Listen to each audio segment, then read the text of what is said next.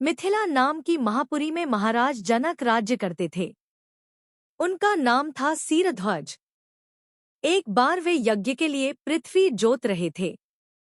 उस समय चौड़े मुंह वाली सीता के द्वारा एक कुमारी कन्या का प्रादुर्भाव हुआ, जो रति से भी बढ़कर सुंदर थी। इससे राजा को बड़ी प्रसन्नता हुई और उन्होंने भुवन मोहिनी शोभा से संपन्न उस कन्या का नाम सीता रख दिया। परम सुंदरी सीता एक दिन सखियों के साथ उद्यान में खेल रही थी। वहां उन्हें शुक पक्षी का एक जोड़ा दिखाई दिया, जो बड़ा मनोरम था। वे दोनों पक्षी एक पर्वत की चोटी पर बैठकर इस प्रकार बोल रहे थे, पृथ्वी पर श्रीराम नाम से प्रसिद्ध एक बड़े सुंदर राजा होंगे।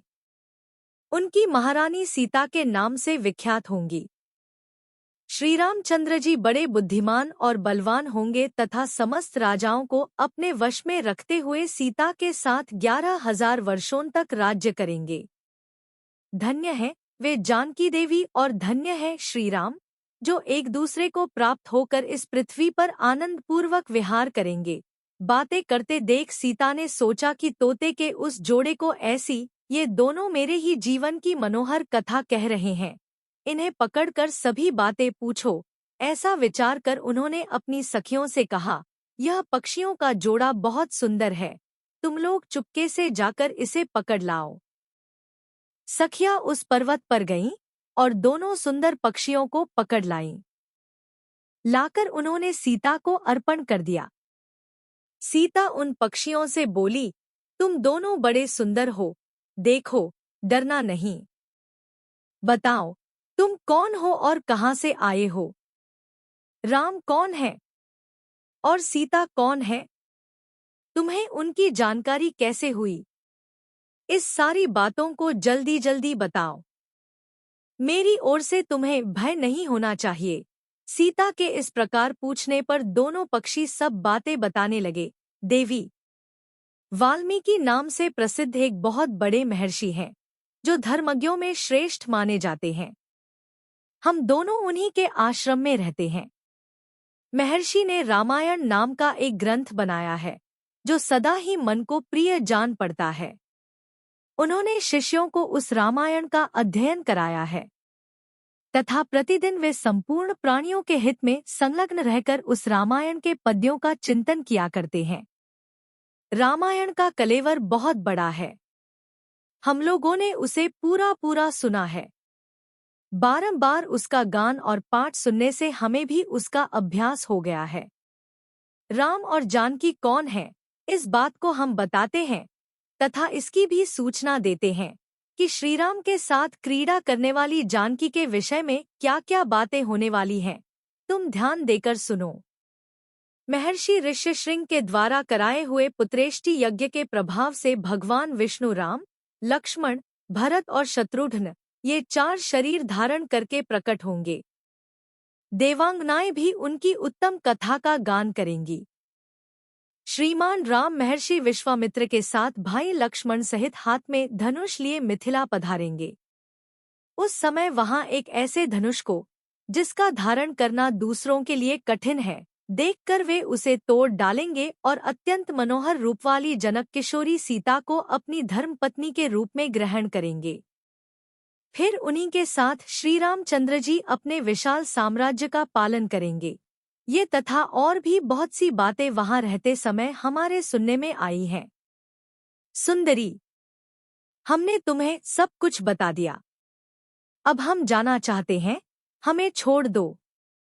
कानों को अत्यंत मधुर प्रतीत होने वाली पक्षियों की ये बातें सुनकर सीता ने उन्हें मन में धारण किया और पुनः उन दोनों से इस प्रकार पूछा, राम कहाँ होंगे, किसके पुत्र हैं और कैसे वे दूल्हवेश में आकर जानकी को ग्रहण करेंगे, तथा मनुष्यावतार में उनका श्री विग्रह कैसा होगा। उनके प्रश्न सुनकर शुकी मन ही मन जान गई कि ये ही सीता है। उन्हें पहचानकर वह सामने आ उनके चरणों पर गिर पड़ी और बोली, श्री रामचंद्र जी का मुख कमल की कली के समान सुंदर होगा। नेत्र बड़े बड़े तथा खिले हुए पंकज की शोभा को धारण करने वाले होंगे। नासिका ऊंची, पतली और मनोहारिणी होगी। दोनों भौहें सुंदर ढंग से, की ये बातें न उन दोनों से हैं और कैसे वे बामनुष्यावतार में कर शुकी मन आन कर वह सामने श्री रामचंद्र जी का नत्र बड़े बड़े तथाले होंगे।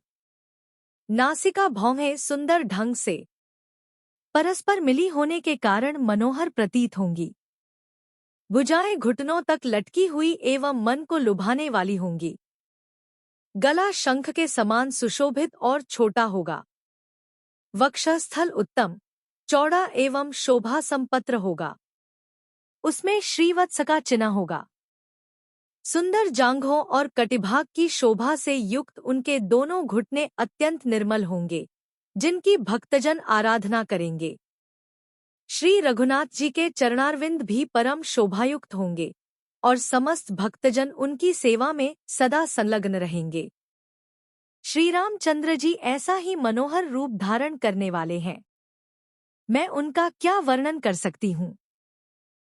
जिसके 100 मुख हैं, वह भी उनके गुणों का बखान नहीं कर सकता। फिर हमारे जैसे पक्षी की क्या बिसात है।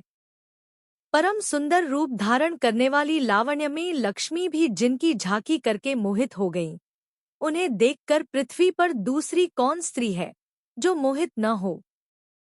उनका बल और पराक्रम महान है। वे अत्यंत मोहक रूप धारण करने वाले हैं। मैं श्रीराम का कहाँ तक वर्णन करूं। वे सब प्रकार के ऐश्वर्यमय गुणों से युक्त हैं। परम मनोहर रूप धारण करने वाली वे जानकी देवी धन्य हैं, जो श्री रघुनाथ जी के साथ हजारों वर्षों तक प्रसन्नतापूर्वक विहार करेंगी। परंतु सुंदरी, तुम कौन हो? तुम्हारा नाम क्या है, जो इतनी चतुरता और आदर के साथ श्री रामचंद्र जी के गुणों का कीर्तन सुनने के लिए प्रश्न कर रही हो? पक्षियों की ये बातें सुनकर जनक कुमारी सीता अपने जन्म की ललित एवं मनोहर चर्चा करती हुई बोली, जिसे तुम लोग जानकी कह रहे हो, वह जनक की पुत्री मैं ही हूँ।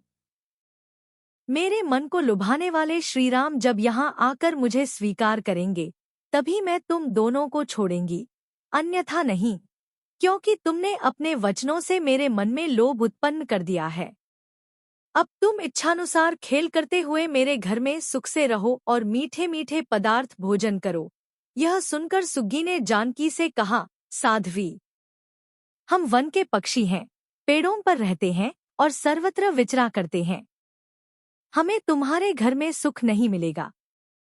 मैं गर्भिणी हूँ, अपने स्थान पर जाकर बच्चे पैदा करूंगी। उसके बाद फिर तुम्हारे यहाँ आ जाऊंगी। उसके ऐसा कहने पर भी सीता ने उसे न छोड़ा। तब उसके पति ने विनीत वाणी में उत्कंठित होकर कहा, सीता, मेरी सुंदरी भार्या को छोड़ दो। इसे क्यों रख रही हो? शोभने, यह गर्भिणी है, सदा मेरे मन में बसी रहती है। जब यह बच्चों को जन्म दे लेगी, तब इसे लेकर फिर तुम्हारे पास आ जाऊंगा। तोते के ऐसा कहने पर जानकी ने कहा, महामते, तुम आराम से जा सकते हो, मगर तुम्हारी यह भार्या मेरा प्रिय करने वाली है। मैं इसे अपने पास बड़े सुख से रखूंगी। यह सुनकर पक्षी दुखी हो गया। उसने करुणायुक्त वाणी में कहा, योगी लोग जो बात कहते हैं वह सत्य ही है। किसी से कुछ न कहे, मौन होकर रहे, नहीं तो उन्मत्त प्राणी अपने वचनरूपी दोष के कारण ही बंधन में पड़ता है।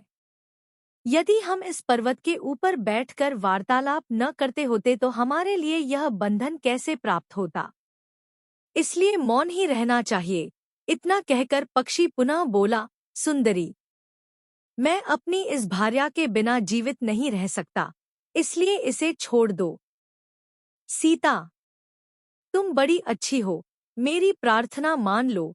इस तरह नाना प्रकार की बातें कहकर उसने समझाया, किंतु सीता ने उसकी पत्नी को नहीं छोड़ा।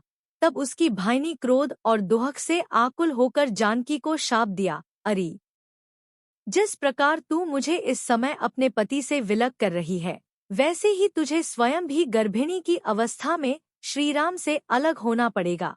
यो कहकर पतिवियोग के शोक से उसके प्राण निकल गए। उसने श्रीरामचंद्र जी का स्मरण तथा पुनः पुनः राम नाम का उच्चारण करते हुए प्राण त्याग किया था। इसलिए उसे ले जाने के लिए एक सुंदर विमान आया और वह पक्षिणी उस पर बैठकर भगवान के धाम को चली गई।